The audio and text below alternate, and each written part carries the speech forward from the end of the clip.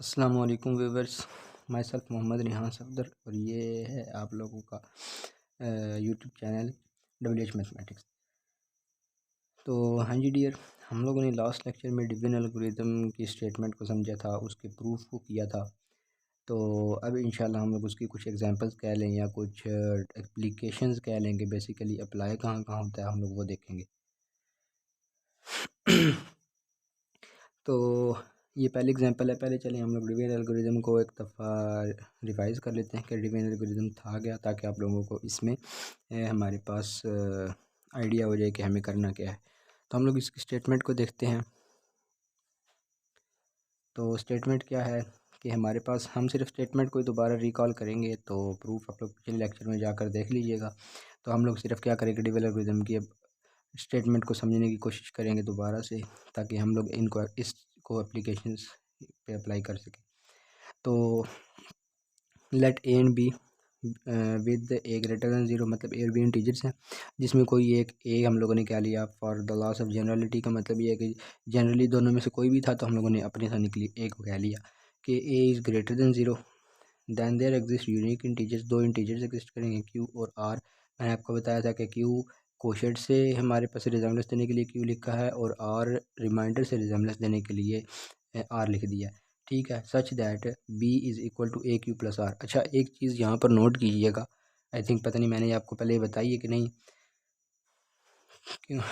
अच्छा, तो ये है कि जिसको आपने ग्रेटर दैन ज़ीरो रखना है, क्यू को उसके साथ मल्टीप्लाई करना है। ठीक है, जिसको आपने ग्रेटर दैन ज़ीरो रखा है, क्यू उसके साथ मल्टीप्लाई होगा। अगर आप यहाँ बी को रखते हैं तो यहाँ a is equal to b q plus r होना था। तो इधर a is equal to b q plus r होना था। ठीक हो गया। तो और आर की जो रेंज है वो जो ए ग्रेटर दैन ज़ीरो यानी कि क्वोशेंट के साथ मल्टीप्लाई होने वाला है नंबर है होगा पॉजिटिव, ज़ीरो से लेकर उस नंबर तक ए तक। और जो है हमारे पास ज़ीरो के इक्वल हो सकता है, आर ए के इक्वल नहीं होगा। क्यों नहीं होगा, ये मैंने पिछले लेक्चर में बहुत डिटेल में डिस्कस कर लिया है। तो अब हम लोग इसकी स्टेटमेंट को समझ चुके हैं कि हमारे पास डिवीजन एल्गोरिथम लगाने के लिए क्या क्या कंडीशन होनी चाहिए। हमारे पास दो इंटीजर होने चाहिए और उनमें से एक ग्रेटर दैन ज़ीरो होना चाहिए, तो हम लोग डिवीजन एल्गोरिथम लगा सकते हैं। तो अब हम लोग आ जाते हैं अपने प्रूफ के ऊपर। अच्छा, अब इसमें हम लोगों ने प्रूफ क्या करना है, इसमें प्रूफ ये करना है कि every integer can be expressed either even और ऑड, यानी कि कोई भी इंटीजर है, जितने भी इंटीजर्स दिए गए हैं वो या तो इवन होगा या तो ऑड होगा। और एक चीज़ याद रखिएगा, ये हमारे पास ज़ीरो के लिए नहीं होगा, क्योंकि ज़ीरो ना तो इवन है ना ही ऑड है, तो वो एक जनरल नंबर है। तो ये नॉन ज़ीरो नंबर्स की बात हो रही है यहाँ पर। ठीक हो गया। तो चलें, अब हमारे पास हम लोगों ने कोई एक इंटीजर ले लिया ए। अब ये ए कन्फ्यूज़ नहीं होना कि स्टेटमेंट के अंदर हम लोगों ने ए ग्रेटर दैन ज़ीरो लिया था, तो यहाँ पे हम लोग ए ग्रेटर दैन ज़ीरो क्यों नहीं ले रहे, क्या रीज़न है। बस वहाँ पे ए ग्रेटर दैन ज़ीरो हमने अपनी मर्ज़ी से ले लिया था। यहाँ पर ए कोई भी एक इंटीजर, आप एन ले लें, आप क्यू ले लें, पी ले लें, कुछ भी ले लें, आप अपनी मर्ज़ी से नाम रख लें। मुझे ए अच्छा लगा, मैंने ए रख दिया। Let a be any integer. अच्छा, एक चीज़ याद रखिएगा, मैथ्स के अंदर जब हम कोई जनरल रिजल्ट प्रूव करते हैं ना, अब हम लोग ये बेसिकली एक जनरल रिजल्ट प्रूव कर रहे हैं, है तो एप्लीकेशन ही, लेकिन ये एक जनरल रिजल्ट प्रूव किया जा रहा है। तो ये होता है कि अब हम मिसाल, अब इंटीजर्स तो इनफाइनाइट हैं, तो हम हर एक एक इंटीजर के ऊपर तो चीज़ चेक नहीं कर सकते। तो हम लोग इनमें ये तरीका लगाते हैं कि उनमें से आर्बिट्रेरी उस क्लास में से, इंटीजर के क्लास में होंगे तो सारे नंबर एक जैसे ही, उनकी प्रॉपर्टीज़ उनकी सब कुछ वो तो एक जैसे ही होगा। तो इसका मतलब ये हुआ कि हम लोग उनमें से क्या करेंगे, कोई भी एक आर्बिट्रेरी इंटीजर ले लेंगे और उसके लिए ट्रू करवा के हम लोग ये प्रूव, मतलब ये मान लेते हैं कि अगर उन आर्बिट्रेरी में से किसी एक के लिए भी चीज़ ट्रू हो जाए, तो इसका मतलब हमारे पास उन सब के लिए ट्रू है, क्योंकि वो सब एक ही क्लास के हैं, उन सब की एक ही प्रॉपर्टीज़ हैं।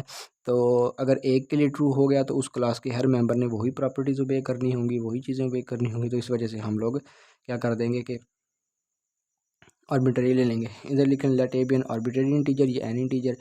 देन बाय, अब देखें ये बाय डिवीजन एल्गोरिथम, सॉरी पहले नहीं लिखना आप लोगों को, यहाँ पर ये पहले लिखना पड़ेगा for a comma two belongs to integers there, और यहाँ पे टू ग्रेटर दैन ज़ीरो के लिए, two obviously greater than zero है, बस हम लोगों ने स्टेटमेंट को मैच करवाने के लिए सिर्फ लिख दिया है कि two greater than zero. Then by division algorithm, इसके बाद लिखना है then by division algorithm there exist unique integers q and r such that a is equal to 2q plus r where r is this. अच्छा, अब आप लोगों के जहन में, कुछ बच्चों के जहन में क्वेश्चन आ रहा होगा कि यहाँ पर 2 स्पेसिफिकली क्यों लिया है। देखें, अब जब जब भी आप लोग इवन और ऑड की बात करते हैं, ठीक हो गया, जब भी आप लोग इवन और ऑड की बात करते हैं, आप लोग या तो उसको, मिसाल है, चले मैं एन की बात कर लेता हूँ, एन कोई भी एक इंटीजर है, आपने उसको इवन बनाना है तो आप उसको 2 के साथ मल्टीप्लाई कर देते हैं तो वो 2n बन जाता है। आपने उसको ऑड बनाना होगा तो आप 2n+1 कर देते हैं तो वो ऑड इंटीजर बन जाता है। ऑल दो इनको ऑड इंटीजर्स को लिखने के भी और भी तरीके हो सकते हैं, तो लेकिन हम लोग चूँकि 2 के ऊपर डिवाइड कर रहे हैं तो उस केस में हम लोग इसको 2n+1 ले लेंगे ऑड के लिए, और 2n जो ले लेंगे इवन के लिए। तो अब हमें बेसिकली 2n या 2q, मतलब मैं आपको यहाँ से बता देता हूँ, हमें या तो 2q चाहिए या 2q+1 चाहिए आंसर के अंदर, हमें ये पता है।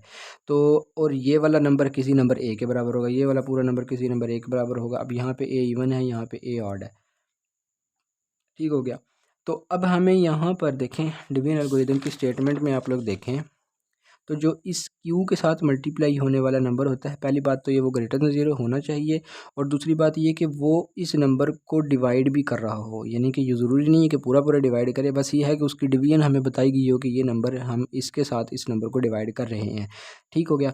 तो इस वजह से हमारे पास क्या होगा, अब यहाँ पर कोई भी नंबर है, हम 2 को डिवाइड कर रहे हैं तो इसका मतलब हमें यहाँ 2 चाहिए, इसका ये मतलब होगा कि ये जो 2 है ये इस a को डिवाइड कर रहा है। अब ये इक्वेशन, अभी हम प्रूफ देखते हैं, मैं वैसे आपको थोड़ा सा एक्सप्लेन कर रहा हूँ। तो ये इक्वेशन हमें ये बता रही है, यानी इवन नंबर्स हमें ये बताते हैं कि 2 के ऊपर पूरा पूरा डिवाइड होगा, मतलब रिमाइंडर 0 आएगा, यहाँ पे पूरा पूरा डिवाइड हो गया, यहाँ पे रिमाइंडर 1 आ गया। अब ये रिमाइंडर 1 के अलावा कोई अगर आएगा ना, तो मैं आपको इसकी रीज़न भी अभी बता देता हूँ कि अगर मतलब मिसाल है, चलिए पहले हम प्रूफ करते हैं फिर इस रिमाइंडर पे बात करते हैं। अच्छा, आप लोगों को 2 का पता चल गया होगा, देन मैं अगेन बता देता हूँ कि पहले आप लोगों ने ये लाइन लिखनी है, लेट, मैंने थोड़ी सी यहाँ पे गलती कर दी है, let a be an integer, then for a comma 2 belongs to integers और 2 greater than 0, then by division algorithm there exist unique integers q and r such that 2 a is equal to 2q plus r, where r के ऊपर वही condition.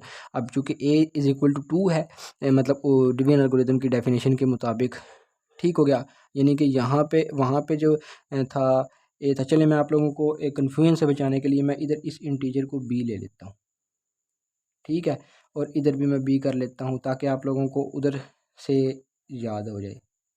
चलिए मैंने B कर लिया, ठीक हो गया। अब अगर आप लोग इसकी स्टेटमेंट को सामने रखें तो यहाँ पर था ए और बी दो इंटीजर्स थे, ए और बी दो इंटीजर्स थे, ए ग्रेटर दैन 0 था तो ये 2 ग्रेटर दैन 0 हो गया। तो हमारे पास क्या होगा, दो इंटीजर्स क्यू और आर एग्जिस्ट करेंगे such that b is equal to a q plus r, तो b is equal to 2q plus r हो जाएगा। बी हम लोगों ने कोई भी एक इंटीजर ले लिया, ठीक हो गया। तो अब यहाँ पर ए का रोल कौन सा अदा कर रहा है, 2 अदा कर रहा है, तो इसका मतलब यहाँ ए की जगह क्या आएगा, 2 आ जाएगा, ठीक हो गया। तो इसका मतलब यहाँ पर ये चीज़ आ जाएगी, ये आ गया। अब यहाँ पर आर के ऊपर कितनी पॉसिबिलिटीज़ दिख रही हैं, आर हमें पता है कि एक इंटीजर है, तो 0 से 2 के दरमियान कितने इंटीजर्स होते हैं जिसमें 0 भी इंक्लूड करना है, 2 इंक्लूड नहीं करना, 0 इंक्लूड करना है, तो 0 और 1 ही दो ऐसी पॉसिबिलिटीज़ आर के लिए बचती हैं इस इनइक्वालिटी के ज़रिए, ठीक हो गया। तो इसका मतलब क्या हुआ कि r is an integer, so the only possibilities इस 1 के मुताबिक यहाँ पर ओनली पॉसिबिलिटीज़ आर के लिए या तो 0 होगा या 1 होगा। तो हम इस इक्वेशन में पहले 0 लगा के देखते हैं तो ये इवन नंबर बन गया जिस तरह मैंने आपको बताया था। अब यहाँ पर हम लोग क्या करते हैं कि 1 लगाते हैं तो वो 2q प्लस 1 वो ऑड हो जाएगा। तो हमें यहाँ से प्रूव हो गया कि हमारे पास कोई भी इंटीजर या तो इवन होगा या तो ऑड होगा। एक चीज़ ध्यान में रखिएगा कि कोई भी नंबर इवन ऑड एक वक्त में नहीं हो सकता, यानी कि वो एक वक्त में या तो इवन होगा या ऑड होगा, क्योंकि यहाँ पर देखें ना पॉसिबिलिटीज़ है ना कि या तो आर 0 होगा या आर 1 होगा, यानी आर बैक वक्त 0 और 1 दोनों नहीं हो सकता। यानी कि कोई भी ऐसा आप लोगों ने क्वेश्चन या कोई भी चीज़ नहीं सुनी होगी या ना ऐसी वाक़यातन ऐसा है भी नहीं कि एक वक्त में एक सवाल के 2 रिमाइंडर आ जाए। अगर 2 रिमाइंडर आते फिर तो हम लोग तो कह सकते थे कि एक नंबर जो है वो बैक वक्त इवन भी हो सकता है, ऑड भी हो सकता है। तो इसका मतलब आर या तो एक दफ़ा में 0 आएगा और एक दफ़ा में आर 1 आ सकता है। तो इसका मतलब या तो इवन और ऑड अलग अलग पॉसिबिलिटीज़ होंगी, मतलब अगर कोई नंबर इवन है तो वो ऑड नहीं है, कोई नंबर ऑड है तो वो इवन नहीं है। अच्छा, अब हम लोग रिमाइंडर की बात कर रहे थे।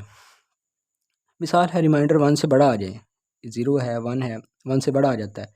अब मैंने यहाँ कहा कि आर की सिर्फ 2 पॉसिबिलिटीज़ थी, या तो 0 हो सकता था या 1 हो सकता था। कोई नंबर्स ऐसे हो सकते हैं जिनमें रिमाइंडर जो है आप लोग यूँ कह लें कि बड़ा आ जाए, ठीक हो गया। यानी कि आप लोग यूँ कह सकते हैं कि हाँ, तो रिमाइंडर यानी कि 1 से बड़ा आ जाए, 2 भी आ सकता है, 3 भी आ सकता है, 4 भी आ सकता है। मतलब जिस तरह कई दफ़ा हम लोग, जिस तरह मैं आप लोगों को अगर एग्जांपल दे सकूँ, जिस तरह हम लोग कई नंबर्स ऐसे पढ़ते होते थे, मैं एक रफ से एग्जांपल देता हूँ।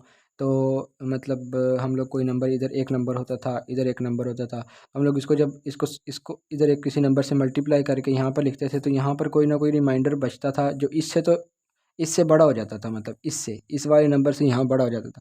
मैं एक बहुत रफ सी एग्जांपल देता हूँ, क्योंकि अभी बैक वक्त में मेरे जहन में ऐसा कोई नंबर आ नहीं रहा। हम लोग मिसाल है कहते हैं कि ए था, ठीक है, यहाँ पर बी है, यहाँ पर क्यू है, और रिमाइंडर हम लोगों ने जब इस ए को क्यू के साथ मल्टीप्लाई किया तो यहाँ पर जो आंसर आया ना, मिसाल है मैं बी डैश कह लेता हूँ, ठीक हो गया।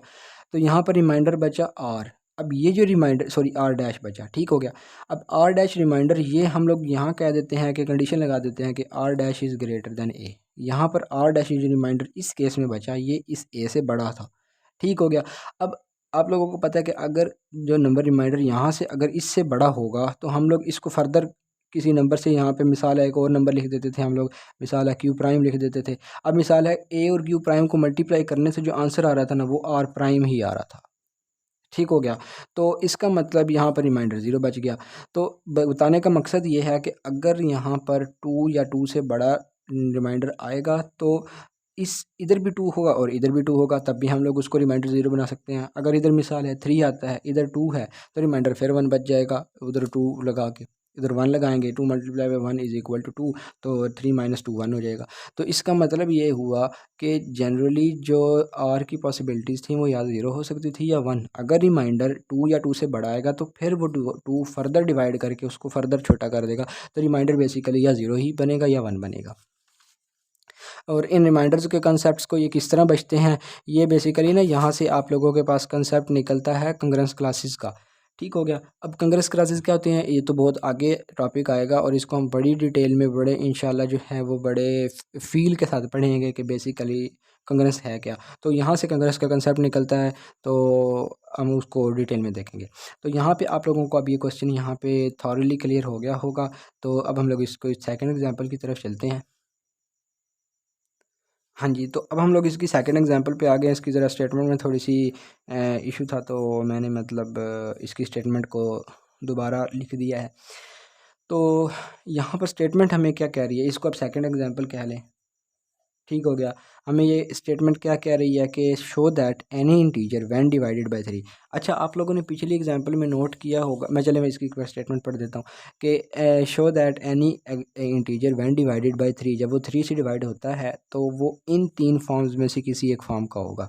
मतलब जो भी इंटीजर्स 3 पर डिवाइड किए जाते हैं, मतलब यानी कि 3 पर डिवाइड किया जा सके का, क्योंकि किसी भी इंटीजर को 3 पर डिवाइड किया जा सकता है, तो वो तीनों के तीनों इंटीजर्स जो होंगे या वो इंटीजर्स इन 3 शक्लों के अलावा किसी और शक्ल के नहीं हो सकते। मतलब जब वो 3 पर डिवाइड करेंगे तो इन शक्लों के अलावा किसी और शक्ल के नहीं हो सकते, ठीक हो गया। यानी कि रिमाइंडर्स बेसिकली इस शक्ल के बचेंगे। ये क्वेश्चन हमें कह रहा है। अब यहाँ पर आप लोग एक चीज़ नोट करें कि आप लोगों को इस क्वेश्चन में डिवाइडेड बाय 3 का बता दिया गया है, जबकि प्रीवियस क्वेश्चन जो हम लोगों ने ये किया था इसमें 2 का, यानी कि 2 का नहीं बताया था कि 2 डिविजिबल है। लेकिन हमें ये चीज़ पता है कि जब भी किसी चीज़ को इवन या ऑड करना हो तो हम ऑब्वियसली 2 पर डिवाइड करके देखते हैं। जो नंबर 2 पर पूरा पूरा डिवाइड हो रहा है, यानी कि जो नंबर 2 पर डिवाइड होने के साथ रिमाइंडर 0 दे रहा है, वो हमारे पास इवन होगा, और जो रिमाइंडर 1 दे रहा है वो हमारे पास ऑड हो जाएगा। अब वो 1 दे रहा है, वो चाहे एक आइट्रेशन से दे रहा है, मतलब ये आइट्रेशन ही आप लोग इसको कह लेंगे ना, इसको आप लोग आइट्रेशन ही कह लें कि ये फर्स्ट आइट्रेशन और ये सेकंड आइट्रेशन। तो कुछ रिमाइंडर फर्स्ट में ही आपको आइट्रेशन 1 दे देंगे और कुछ सेकंड आइट्रेशन पर जाकर देंगे, तो वो डिपेंड करता है क्वेश्चन के ऊपर। थर्ड आइट्रेशन पर भी जा सकता है, मतलब कि अल्टीमेटली हमारे पास रिमाइंडर या तो 0 बचेगा या 1 बचेगा जब हम 2 पर डिवाइड करेंगे, ठीक हो गया। अब यहाँ पर बता दिया गया कि डिविजिबल बाय 3 होगा, तो अब हम लोगों को इन 3 फॉर्म्स में से बनाना है। अब इसी तरह हम लोग n को एक इंटीजर ले लिया हम लोगों ने, जिस तरह पीछे लिया था, इसी तरह हम लोगों ने n एक आर्बिट्रेरी कोई इंटीजर ले लिया है, ठीक हो गया। तो इस बाय डिवीजन एल्गोरिदम हमारे पास, अब इधर भी वो गलती की है मैंने कि यहाँ पर फॉर एन ग्रेट एन और 3, चूँकि 3 पर डिवाइड करना है तो एन और 3 इंटीजर्स ले लेंगे और 3 को ग्रेटर दैन 0 ले लेंगे। देन बाय डिवीजन एल्गोरिदम यहाँ पर लिखना है ये चीज़ जो है, ये वाली चीज़ ये यहाँ पर लिखनी है इसके बाद कि then by division algorithm there exist unique integers q, r such that n is equal to 3q plus r, where r के पास जो आर की है 0 से, चूँकि यहाँ पे ए का रोल अदा कर रहा होगा वो 3, तो इस वजह से यहाँ 3 आ गया। अब ये इनइक्वालिटी हमें क्या बताती है? हाँ जी, अब ये इनइक्वालिटी हमें क्या बताती है कि आर या तो 0 होगा या 1 होगा या 2 होगा, क्योंकि आर एक इंटीजर है और 0 से 3 के दरमियान इंटीजर्स कितने आ जाते हैं? 1 और 2 बेसिकली आते हैं, लेकिन उसमें चूँकि 0 भी इंक्लूड है तो वो 0 1 2 हो जाएगा। अब हम बारी बारी इन तीनों को इसमें पुट करके देखेंगे तो आर इज़ इक्वल टू, यूँ कह लें कि 0 के लिए 3q, 1 के लिए 3q प्लस 1 और R2 के लिए 3q प्लस 2 आ जाएगा। तो अब आप लोग देखें 3q तो हमारे पास वो चीज़ बन गई है, 3q प्लस 1 भी बन गई है। अब 3q माइनस 1 कैसे बनाएंगे? वो इस तीसरी से बनेगा कि n is equal to 3q plus 2 था, 2 को हम 3 माइनस 1 लिख सकते हैं, इधर से कॉमन लिया तो q प्लस 1 आ गया। तो अब देखें यहाँ पर q प्लस 1 को हम q प्राइम कह लें, चाहे q कह लें, चाहे मतलब q अगर इंटीजर है तो q प्लस 1 भी एक इंटीजर होगा, क्योंकि अगर देखें तो जो ऊपर क्वोशेंट बनेगा वो कुछ भी हो सकता है, वो होगा एक इंटीजर ही, वो हो कुछ भी सकता है। अगर डबल अल्ट्रेशन करेंगे तो ऊपर क्वेश्चन में 2 नंबर्स आ जाएंगे, 2 डिजिट्स आ जाएंगे, 3 डिजिट्स भी आ जाएंगे। तो इस वजह से हम लोग यहाँ पर q प्लस 1 कर दिया। तो अब यहाँ पर क्या आ गया हमारे पास? इसको n is equal to 3q prime minus 1 आ गया। तो अब ये बेसिकली अगर देखा जाए तो इसी शक्ल का ही है, इसी तरह से क्वेश्चन चेंज हो सकते हैं लेकिन जो शक्ल है वो 3q माइनस 1 वाली ही है। तो n इज इक्वल टू हम रिप्लेस कर सकते हैं, q को q प्राइम को q से रिप्लेस कर दिया तो 3q माइनस 1। तो इसका मतलब हमें यहाँ से ये मिल गया कि यहाँ पर 3 पर पूरा पूरा डिवाइड हो रहा है। इसका मतलब ये इक्वेशन ये बता रही है कि हमारे पास जितने भी इस शक्ल के इंटीजर्स होंगे वो बेसिकली 3 के मल्टीपल्स होंगे। जिस तरह 3 है, 6 है, 9 है, 12 है, वो हमारे पास पूरे पूरे डिवाइड होंगे और रिमाइंडर 0 देंगे। इसमें 3q प्लस 1 आ जाएगा, इसमें 3q माइनस 1 आ जाएगा। तो इसका मतलब हमारे पास ये सेकंड एग्जांपल भी हो गई। मैंने ये जल्दी जल्दी इस वजह से करवाया क्योंकि पहले एग्जांपल मैंने बहुत डिटेल में बता दिया, तो इस वजह से हम लोग इसको देखते हैं। अब हम लोग इसकी थर्ड एग्जांपल को देखते हैं जो कि आई थिंक लास्ट एग्जांपल होगी, और इसके बाद इंशाल्लाह हम लोग जो है ना, बेसिकली मैं जो बुक फॉलो कर रहा हूँ ना वो केनेथन एच रोजन की बुक है, 6th एडिशन। मेरे पास 6th एडिशन है, आप लोगों के पास डिफरेंट एडिशन हो सकते हैं। तो अब कल इंशाल्लाह उस बुक की हम लोग एक्सरसाइज को शुरू करेंगे कि उनकी एक्सरसाइजेज किस तरह हम लोगों ने सॉल्व करनी है। तो अब हम लोग इसकी नेक्स्ट एग्जांपल पर मूव करते हैं। हाँ जी, तो अब चलें इसकी पिछले पेज पर लिखी हुई थी स्टेटमेंट, बार बार पेज फोल्ड करने से बेहतर है मैंने यहाँ पर स्टेटमेंट को अलहदा लिख लिया। ठीक हो गया। तो अब स्टेटमेंट क्या कह रही है, स्टेटमेंट को पढ़ें। Show that when an odd integer, अब यहाँ पर पहले पिछले दो एग्जांपल्स में कोई भी इंटीजर था, कोई भी जनरल इंटीजर की बात की थी। अब इस एग्जांपल में स्पेसिफिकली ऑड इंटीजर्स की बात आ गई है कि show that when odd integer is divisible by 4, जब वो 4 पर डिवाइड होता है। अब इसमें एक चीज़ याद रखिएगा, जब आपको जिस तरह पिछले एग्जाम्पल में डिविजिबल बाय 3 की बात की गई थी, अब यहाँ पर है कि कोई भी इंटीजर जब 4 पर डिवाइड हो सकता है, डिवाइड हो रहा है, तो इसका मतलब ये हरगिज़ नहीं लेना कि हम पूरा पूरा डिवाइड वाली बात कर रहे हैं, हरगिज़ नहीं लेना। क्योंकि हमारे पास कोई भी अगर ऑड इंटीजर है, अब जाहिर सी बात है जितने भी ऑड इंटीजर हैं वो सब के सब 4 पर पूरे पूरे डिवाइड नहीं होते। ठीक हो गया। तो और पूरे पूरे डिवाइड बल्कि होते ही नहीं है, क्योंकि 4 एक इवन नंबर है और जो ऑड नंबर्स हैं वो हमारे पास 4 पर डिविजिबल होते ही नहीं है, क्योंकि इवन नंबर कभी भी ऑड नंबर पर डिविजिबल नहीं हो सकता। तो इसका मतलब यहाँ पर तभी देखें, यहाँ पर 4q वाली टर्म यहाँ पर शक्ल नहीं आ रही। ठीक है, वो इसी वजह से नहीं आ रही क्योंकि 4 पर कोई भी ऑड इंटीजर कभी भी पूरा पूरा डिवाइड नहीं हो सकता। वो कुछ ना कुछ रिमाइंडर देगा, वो रिमाइंडर 1 दे दे, वो रिमाइंडर 2 दे दे, क्योंकि चूँकि 4 है ना, तो 4 से डिवाइड होने वाले रिमाइंडर्स 4 से छोटे ही होंगे, 0 से लेकर 3 तक होंगे। ठीक हो गया। तो इसका मतलब हमारे पास क्या होगा कि रिमाइंडर जो है वो 0 1 2 3 हो सकते हैं, बट चूँकि ऑड इंटीजर है 0 रिमाइंडर तो होगा नहीं पूरा पूरा डिवाइड। फिर इंटीजर्स के लिए कौन कौन सी कंडीशन बच सकती हैं? 1 2 और 3। अब किस तरह है वो हम लोग आगे डिस्कस करते हैं। तो हम लोगों ने क्या किया, हम लोगों ने कोई भी m एक ऑड इंटीजर कंसिडर कर लिया। अब यहाँ पे m ज़हन में रखना है कि m एक ऑड इंटीजर है। यहाँ पर m क्या है, m क्या है, यहाँ पे m एक ऑड इंटीजर है। देन बाय डिवीजन एल्गोरिदम, अब m और 4 चूँकि पिछले एग्जांपल में 3 पर डिविजिबल था, m और 3 ले लिया था हम लोगों ने, यानी कि वो इंटीजर और 3 ले लिया था। पहले में इवन था, चूँकि 2 पर डिवाइड करना था, वो आर्बिट्ररी इंटीजर और हमने वो 2 ले लिया था। तो अब यहाँ m और 4 ले लेंगे, यहाँ पे 4 ग्रेटर दैन 0 होगा। देन बाई डिवीजन एल्गोरिथम, इधर अभी तीनों में मैंने ये सिमिलर गलती की हुई है, आप लोग यूँ ही लिखिएगा, ये ऑड वाली कंसिडर वाली लाइन लिख के फॉर पहले के लिए m और a और 2 आई थिंक a लिया था, जो भी लिया था वो इंटीजर इंटू 2, सेकंड में इंटीजर इंटू 3 हो जाएगा। यहाँ पर इंटीजर, ये वाला integer into 4 belongs to integer और 4 ग्रेटर दैन 0, उनमें 3 और 2 ग्रेटर दैन 0 हो जाएंगे रिस्पेक्टिवली। तो यहाँ पर इस जगह पर इस इनइक्वालिटी लिखने के बाद इस जगह पर हम लोगों ने लिखना है then by division algorithm there exist unique integers q and r such that m is equal to 4q plus r where 0 less than r is less than 4। ये डिवीजन एल्गोरिथम की स्टेटमेंट से हम लोगों ने लिख लिया। अब ये इनइक्वालिटी हमें क्या बता रही है कि आर की कितनी पॉसिबिलिटीज हैं, या 0 होगा, या 1 होगा, या 2 होगा, या 3 होगा। अब 4 या 4 से बड़ा किस वजह से नहीं होगा, वो सिमिलर रीज़न जो 2 के लिए थी कि हमारे पास अगर 4 आएगा तो वो 4 को डिवाइड करके फर्दर इटरेशन कर सकते हैं हम लोग। इसी तरह अगर 4 से बड़ा आएगा तो वो 4 पर डिविजिबल तो हो सकता है, क्वोशंट में बस एक टर्म ही ऐड होगी ना, मतलब अगर जहाँ पे 2 आ रहा था तो 2 के साथ 1 आ जाएगा। मैं एक तरफ से एग्जाम्पल दे रहा हूँ।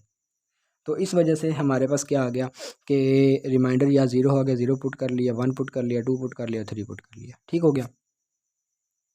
तो अब देखें, एक चीज़ नोट करें, ये चीज़ क्या है, ये इक्वेशन हमें क्या बता रही है, 4q रिमाइंडर 0 है। इसका मतलब कि ये इक्वेशन बेसिकली ये बता रही है, अगर लफ्ज़ों में बताऊं तो ये इक्वेशन बता रही है कि ये 4 के मल्टीपल्स हैं। ये m बेसिकली 4 का मल्टीपल है, क्योंकि 4 के किसी भी, ये q तो एक इंटीजर है ना, तो इसका मतलब 4 का इंटेग्रल मल्टीपल m आ रहा है, तो इसका मतलब कि 4 का इंटेग्रल मल्टीपल है, 4 पर डिविजिबल है, बेसिकली पूरा पूरा डिवाइड हो रहा है। और जो नंबर 4 पर पूरा पूरा डिवाइड होगा वो लाजमी बात है एक इवन नंबर होगा, जबकि हम लोगों ने कौन सा नंबर लेना है, ऑड स्टेटमेंट में दिया है। यानी कि इस इक्वेशन से जाहिर हो रहा है कि m एक इवन इंटीजर है, जबकि हम लोगों ने m कौन सा लेना, ऑड, तो ये हमारे पास रेस से बाहर हो जाएगा। अच्छा, अब आ जाए हम लोग m is equal to 4q plus 1 के ऊपर। अब 4q plus 1 basically 4q even number हो गया और उसमें प्लस 1 किया तो ये ऑड हो गया। इसका मतलब कि ये हमारे पास कुछ कुछ उस शक्ल बन गई है। ये 4q प्राइम माइनस प्लस 1 था, तो अब यहाँ 4q प्लस 1 है, तो q को q प्राइम से अगर रिप्लेस कर दिया जाए तो हमारे पास ये कुछ ना कुछ शक्ल उस जैसी बन रही है, ठीक हो गया।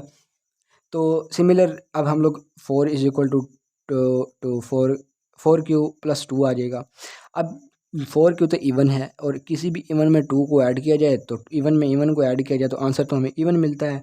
तो इसका मतलब एक, यानी इस चीज़ को हम दो तरीके से देख सकते हैं कि 4q इवन है, 2 भी एक इवन है, तो किसी इवन नंबर में 2 को ऐड करें तो हमारे पास आंसर क्या आ जाता है, एक इवन नंबर आ जाता है।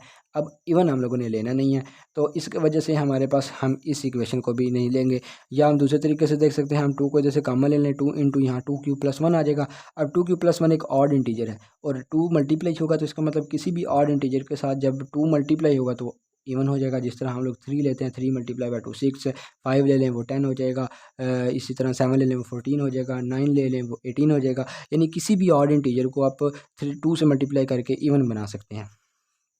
अब ये भी रेस से बाहर हो जाएगा, फिर ये 4q प्लस 3 बन जाएगा। तो इसका मतलब हमारे पास अब ये भी इवन आ सकती है, क्योंकि अगर आप लोग इसको 3 को 4 प्लस 1 करके कर लें तो वो हमारे पास बेसिकली यहाँ पर, या यूँ अभी अभी यूँ समझ लें कि हमें 4q प्लस 3 का नहीं पता कि इवन है या ऑड है, इसको हम लोग आगे चेक करते हैं। तो इन दो का कन्फर्म है हमें, तो इन दो को रेस से बाहर निकाल दिया। अब ये एक शक्ल थी, ये जिस तरह लिखा हुआ है now m is equal to 4q और 4q plus 2 are even integers, तो हमारा इंटरेस्ट यहाँ पे नहीं है, वो इसी वजह से नहीं क्योंकि हम लोगों ने ऑड इंटीजर्स देखने थे। तो अच्छा, सॉरी, मेरी बोलने की शायद स्पीड थोड़ी सी तेज़ हो रही है, तो वो मादर के साथ मैं ज़रा स्लो बोलने की कोशिश करता हूँ, क्योंकि मैं नेचुरली जब चीज़ें समझा रहा होता हूँ तो मैं मतलब कई दफ़ा स्पीड अपनी पढ़ाने की, या यूँ कहने के बोलने की स्पीड मेरी नेचुरली तेज़ हो जाती है। तो आप लोग इसको कोशिश करिएगा एडजस्ट करने की। तो अगर कोई इशू हुआ तो कमेंट सेक्शन में बता भी दीजिएगा। मज़ीद मैं कोशिश करता हूँ कि मैं ज़रा थोड़ी स्लो स्पीड में बोलूँ। तो अब यहाँ पर हम लोगों ने क्या किया, हमारे पास जो इंटरेस्ट की इक्वेशंस थी वो दो ही बची, या तो 4q+1 बचा और दूसरी 4q+3 बचा। अब चूँकि 3 एक ऑड इंटीजर है, इवन में ऑड को ऐड करें तो वो हमारे पास आई थिंक ऑड ही बनता है इंटीजर। जिस तरह हम लोग 3 को 4 में ऐड करें वो 7 हो जाएगा, 5 को 2 में ऐड करें वो 7 हो जाएगा, या आप 5 को 8 में ऐड कर लें तो वो हमारे पास 13 हो जाएगा। तो इसका मतलब हमारे पास ये भी एक ऑड इंटीजर कन्फर्म हो गया, ये भी एक ऑड इंटीजर ही है। तो अब हमारे पास m is equal to 4q+1 है, तो ये उस शक्ल की 4q, अब इसको q is equal to q prime अगर कर लें तो 4 इज़ इक्वल टू 4q प्राइम+1, तो उस शक्ल का ये चीज़ बन गया। तो एक तो हमें मिल गया, अब दूसरी चाहिए। अब 4 इज़ इक्वल टू, जिस तरह आप लोगों ने देखें, जिस तरह आप लोगों ने लास्ट एग्जांपल, आई थिंक वो दूसरी सब पेज पे होगी, चलें तो अब लास्ट एग्जांपल में हम लोगों ने क्या किया था, वो 3q+2 आया था, ठीक है। तो हम लोगों ने 2 को 3-1 लिखा था, 3 को कॉमन लिया था। सिमिलर काम इधर करना है कि 4-1 लिख लिया q+1, अब q+1 को हम q प्राइम कह लेंगे, ठीक हो गया, नज़र आ रहा है, हाँ जी ठीक है। तो ये 4q प्राइम कह लिया, तो ये 4q प्राइम -1 बन गया। तो इसका मतलब हमारे पास जो इंटीजर्स अल्टीमेटली बचे वो m अगर ऑड इंटीजर है और 4 पर डिवाइड किया जाए तो हमारे पास या तो ये शक्ल उसकी होगी या ये शक्ल होगी। तो इसी यही हम लोगों ने प्रूव करना था, तो q प्राइम एक इंटीजर होगा। तो अब यही हम लोगों ने प्रूव करना था। तो ये थी आज की 3 एग्जांपल्स। तो उम्मीद है आप लोगों को इसकी डिटेल में समझ आ गई होगी। तो अब हम लोग चलें, मैं आप लोगों को एक मिसाल है, मैं आप लोगों को ना एक असाइनमेंट में क्वेश्चन देता हूँ, आप लोग वो खुद ट्राई कीजिएगा। अगर आप लोगों से हो गया तो ठीक है, ना हुआ तो हमारे पास फिर कमेंट सेक्शन में बता दीजिएगा, मैं उसका एक सोल्यूशन आप लोगों को प्रोवाइड कर दूँगा। तो क्वेश्चन ये है कि अगर हमारे पास इक्वेशन लिखी हुई, यानी कि हम लोग कहते हैं कि a is divided bye b, ठीक हो गया। अब इसका हरगिज़ मतलब ये नहीं है कि b पूरा पूरा a को डिवाइड कर रहा है। तो इसका मतलब बाय डिवीजन एल्गोरिदम हम लोग क्या लिख सकते हैं, डिवीजन एल्गोरिदम, ये हमें क्या लिखा जा सकता है, वो आप कंडीशंस खुद देख लीजिएगा, मैं आप लोग को सिर्फ एक रफ सी असाइनमेंट दे रहा हूँ। तो ये आ जाएगा हमारे पास, ये क्या लिखा जाएगा, अब चूँकि a डिवाइड करें ना, सॉरी b डिवाइड करें ना, तो हम इसको फिर क्या लिखेंगे, a is equal to BQ plus r, जहाँ पर जो है वो हमारे पास r जो है वो 0 से बड़ा इक्वल आ जाएगा और a b से छोटा आ जाएगा, ठीक हो गया। तो मैंने जान के ये वाली मतलब उलट किया ताकि आप लोगों को काउंटर चीज़ समझने में थोड़ी सी आपको मुश्किल तो आएगी, लेकिन जब आप अगर आप समझ गए तो आप लोगों को फिर किसी किस्म का भी कोई इशू नहीं बनेगा। बस जो डिवाइडेड बाय आएगा ना, अभी इसको एक तरह से और भी लिख सकते थे कि इफ़ बी डिवाइड्स ए, तब भी हमारे पास यही इक्वेशन बनेगी, ए इज़ डिवाइडेड बाय, अब बी डिवाइड्स ए एक्टिव वॉइस टेंस है, आप लोगों को टेंसेस मुझे उम्मीद है कुछ ना कुछ आते होंगे। तो बी डिवाइड्स ए ये एक्टिव सेंस है, अब a is divided by b ये पैसिव सेंस है। तो दोनों की मतलब एक ही है, लेकिन जरा सिर्फ वॉइस चेंज है, ठीक हो गया। तो अब हमारे पास क्या होगा कि ये डिवीजन एल्गोरिदम हम लोगों ने लिख लिया। Then if m A is divided by m b, then quotient will be QUOTIENT। अगर स्पेलिंग गलत हुए तो माफ़ कर दीजिएगा, मैथ के बंदों पे वैसे भी स्पेलिंग की गलती माफ़ होती है। तो यहाँ पर ये हो गया, then quotient will be QM कर लें या MQ कर लें, एंड रिमाइंडर विल बी, ये बन जाएगा हमारे पास RM। तो आप लोगों ने ये प्रूव करना है। मैं आप लोगों को हिंट दे देता हूँ, आप लोगों ने करना क्या है, आप लोगों ने गिवन में ये चीज़ लिखनी है, आपने m को दोनों साइड्स पर मल्टीप्लाई करना है। फिर आप लोगों ने, चूँकि प्योर मैथ की बात है, तो आप लोगों ने प्रॉपर्टीज़ यूज़ करनी है, जैसे एसोसिएटिव प्रॉपर्टी, फिर कम्यूटेटिव प्रॉपर्टी। तो आप लोग क्या करेंगे, इधर भी m लिखेंगे, इधर भी इस ब्रैकेट में डाल के इधर भी m लिखेंगे, उधर भी m लिख लेंगे, तो इधर तो MA हो जाएगा, ठीक हो गया। तो यहाँ पर क्या होगा, m, अब अगला स्टेप में आप लोग एसोसिएटिव प्रॉपर्टी लगाएंगे, वो वो आप लोग लगा लेंगे, हाँ पहले आप लोग एसोसिएटिव प्रॉपर्टी लगाएंगे, तो वो m पहले क्या था, m इंटू बी क्यू था, तो वो एम बी इंटू क्यू आ जाएगा, ठीक हो गया। तो उसके बाद फिर क्या होगा, नेक्स्ट स्टेप में आप एम बी के ऊपर कम्यूटेटिव लॉ लगाएंगे मल्टीप्लिकेशन का, क्योंकि इंटीजर्स में मल्टीप्लिकेशन जनरली होल्ड करती है कम्यूटेटिव लॉ में। तो इसका मतलब ये पहले एम बी था, फिर बी एम हो जाएगा, ठीक है। फिर आप लोग अगेन एसोसिएटिव लॉ लगाएंगे तो वो बी, यानी अल्टीमेटली आपकी इक्वेशन क्या बनेगी, M A is equal to Q B into M Q या क्यू एम कर लें तो प्लस एम आर। तो उस लिहाज से अगर हम लोग कंपेयर करें तो इसमें ये क्यू कॉन्शेंट होगा और ये रिमाइंडर होगा, तो वहाँ पे यहाँ पर आ जाएगा एम क्यू और यहाँ पे बन जाएगा एम आर। तो इसका मतलब हमारे पास यहाँ पे सॉल्व हो जाएगा। और इसी तरह आप लोग उसके रिस्पेक्टिवली यहाँ पर एम आर कर लेंगे और यहाँ एम बी हो जाएगा। तो इस तरह आप लोग इसको प्रूव कर सकते हैं। तो मिलते हैं हम लोग इंशाल्लाह नए लेक्चर में एक्सरसाइज के सॉल्यूशन के साथ। दुआओं में याद रखिएगा। एंड देखें आप लोग जो भी, अगर तो आप लोग न्यू नहीं हैं तो आप लोग इनको लाइक वगैरह शेयर कर लें, और जो न्यू हैं इस चैनल पर वो सब्सक्राइब कर लें, क्योंकि कई दफ़ा मैं पढ़ाते हुए मुझे नहीं ज़हन में रहता कहना, तो कोई कहना ज़रूरी भी नहीं होता, क्योंकि अब हर एक बंदे की अपनी ज़हनियत है, अपनी पसंद है। अगर लेक्चर पसंद आते हैं तो आप लोग शेयर और लाइक और सब्सक्राइब कर दिया करें, अदरवाइज़ इट्स ओके। तो अस्सलाम वालेकुम।